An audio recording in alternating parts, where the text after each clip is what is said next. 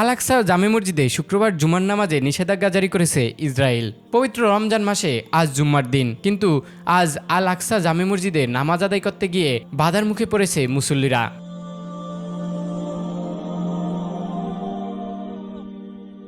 অধিকৃত পূর্ব জেরুজালেমের পবিত্র আল আকসা মসজিদে জুমার নামাজ আদায়ে নিষেধাজ্ঞা দিয়েছে ইসরায়েলি কর্তৃপক্ষ।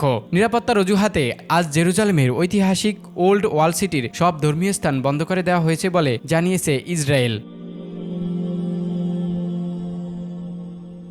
ফলে হাজার হাজার মুসল্লি আল আকসা মসজিদে প্রবেশ করতে পারেনি। ইসরায়েলি সেনাবাহিনীর প্ল্যাটফর্ম আল মুনাফিকে দেওয়া এক বিবৃতিতে বেসামরিক প্রশাসনের প্রধান ব্রিগেডিয়ার জেনারেল হিমসা ইব্রাহিম বলেন, ইরানের সাম্প্রতিক হামলার কারণে নিরাপত্তা পরিস্থিতি বিবেচনায় এই ব্যবস্থা নেওয়া হয়েছে।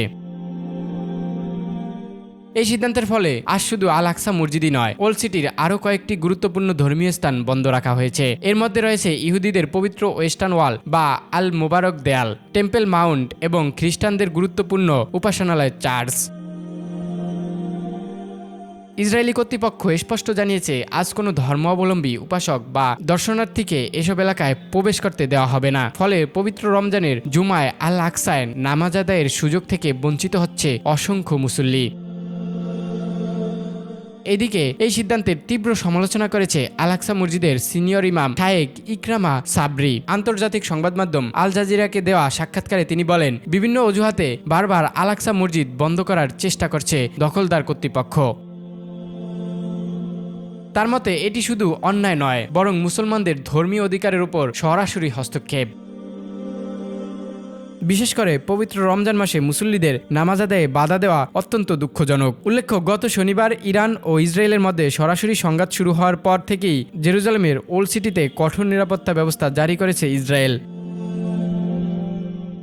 স্থানীয় বাসিন্দা ও দোকানদারদের ছাড়া অন্যদের প্রবেশে অধিকাংশই সীমিত করা হয়েছে। চলমান এই সংঘাতে ইতিমধ্যে দুই দেশেই ব্যাপক হতাহতের ঘটনা ঘটেছে। ইরানের পাল্টা ক্ষেপণাস্ত্র হামলায় ইসরায়েলের অন্তত 10 জন নিহত হয়েছে। অন্যদিকে ইসরায়েল ও যুক্তরাষ্ট্রের হামলায় ইরানের নিহতের সংখ্যা 1230 জনে পৌঁছেছে বলে বিভিন্ন সূত্রে জানা গেছে। বিশ্লেষকরা বলছেন, মধ্যপ্রাচ্যের চলমান এই উত্তেজনার প্রভাব এখন স্পষ্টভাবে পড়েছে জেরুজালেমের মতো সংবেদনশীল ধর্মীয় স্থানগুলোতে। আল আকসা মসজিদে জুমার নামাজে বাধা দেওয়ার ঘটনাকে ঘিরে মুসলিম বিশ্বে নতুন করে ক্ষোভ ও উদ্বেগ তৈরি হতে পারে। Desk report, news time. News Times, সত্যের প্রত্যয়ে আমরা।